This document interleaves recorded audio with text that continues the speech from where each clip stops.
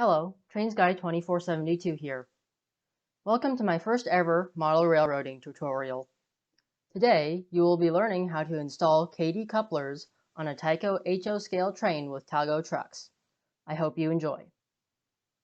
So, we'll need a couple things for this tutorial. First of all, a flathead screwdriver, a pair of needle nose pliers, and this one's optional, but you can have a pair of tweezers since the couplers here are quite small. So these are Kadee number 5 couplers and their coupler centering springs. They come with these springs. You don't have to buy them separately. So they come as a pair with their coupler centering springs, or alternatively you can buy a large pack if you plan on replacing a lot of couplers. So let's make sure that our car has the right kind of trucks.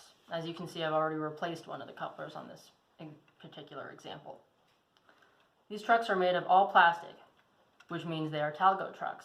If your trucks have any metal on them, excluding the wheels and the axles, then please stop watching this tutorial, as this tutorial will not apply to those kinds of trucks.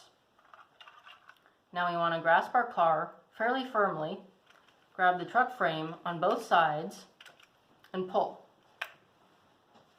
If you don't grab it on both sides, you'll probably end up breaking the truck frame, which is not good. So now you can see that this one has the old style coupler in it. So you want to just grab the coupler by the head, twist, and pull it out. Fairly simple. It doesn't matter if you broke that coupler or not, because we're not going to use that anyways.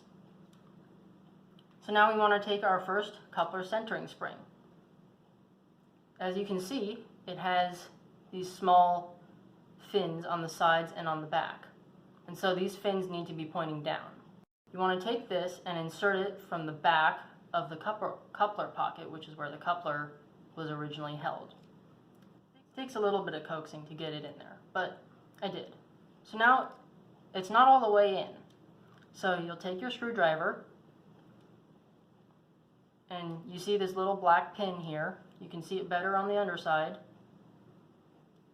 You just want to pry that up and gently push the copper centering spring in. So next, we need to put the coupler into the coupler pocket. So you can see there's this little gap here, right?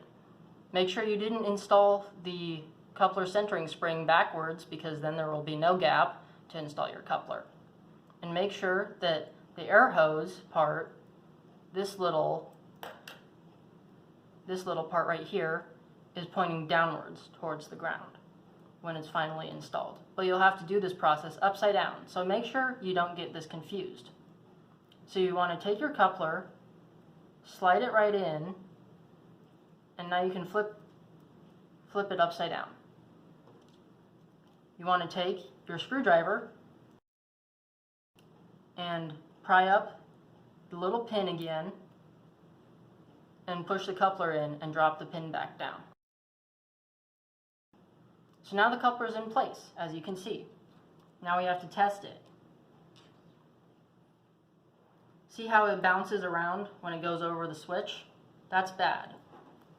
So we want to take our pliers, grab the little air hose, and don't be worried, it's metal, so it won't break off. And bend it upwards, just like that. Now when you roll it over a switch, nothing.